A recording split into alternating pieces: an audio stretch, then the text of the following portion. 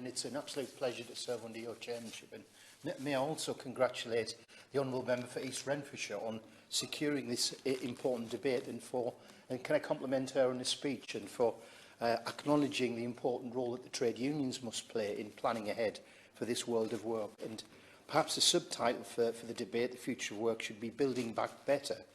And I'm firmly convinced there must be a role for government in building back better. It can't be simply left to the markets or a matter of nudging.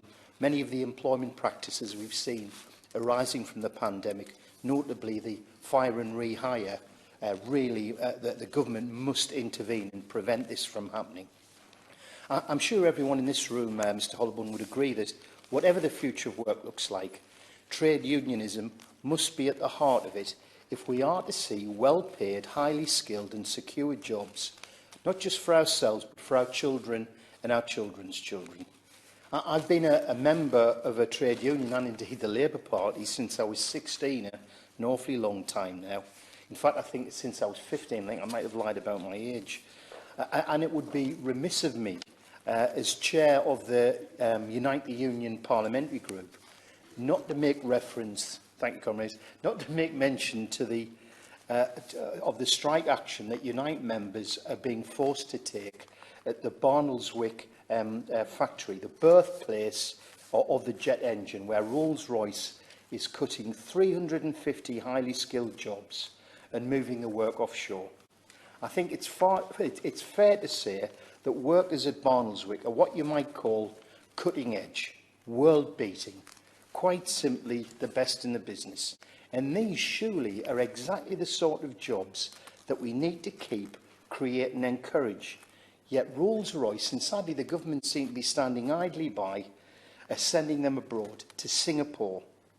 Ironically, to a factory that the Barnoldswick workforce helped to set up and had been given promises that they would never, that in doing so would never put the home site at risk.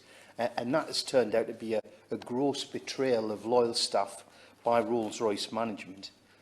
No wonder Rolls-Royce workers are striking to save these jobs, not just for themselves and not just for their families, but for future generations and for their community. The strike, which is completely avoidable, I might say, is now set to continue until Christmas Eve and quite possibly beyond that. It's not a pleasant experience, Mr Hollowburn, on the picket line at this time of year. It's cold and it's dark, but their cause is a just one. And these workers won't back down, and neither will their union. These jobs are simply too valuable, not just for the workers and for their community, but as a matter of fact for the whole of the economy. It is a battle. It's the battle for Barnoldswick, and they mustn't lose it. Because let's be clear, once these jobs go, they'll be gone for good. And it's an open secret that these 350 redundancies, on top of the 500 that have already taken place over the last 2 years, would almost certainly spell the end of this historic site. With only around 150 workers left, the site will simply become unviable. And it's not overstating the case to say that this would be nothing less than ripping the heart out of the community, and it would be an appalling legacy for the iconic Rolls-Royce brand. The government shouldn't be sitting on its hands.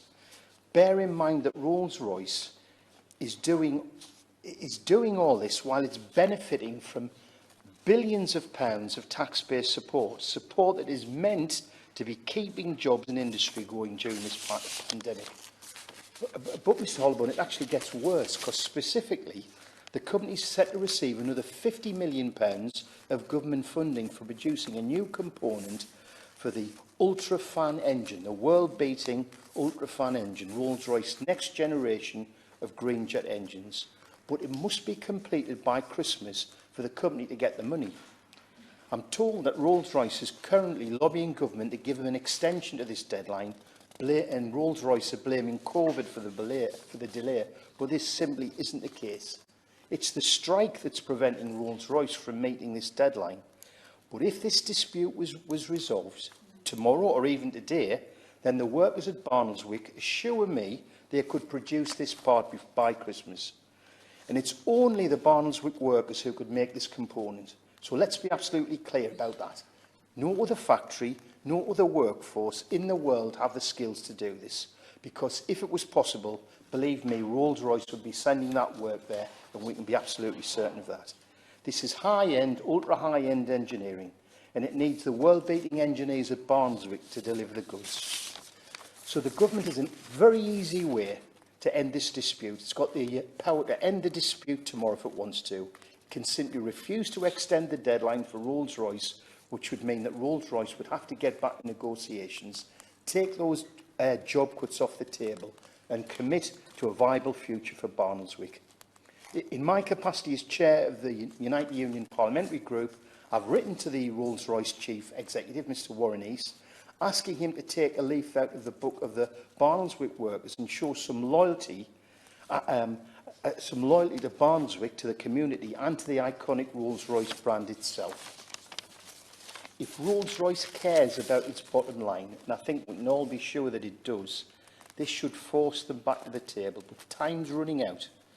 So I'd like to take this opportunity to express my solidarity with the Rolls-Royce strikers, once again offer my full support to them in this historic battle for this historic site, and I hope that other members here today will offer their support in solidarity too. Thank you.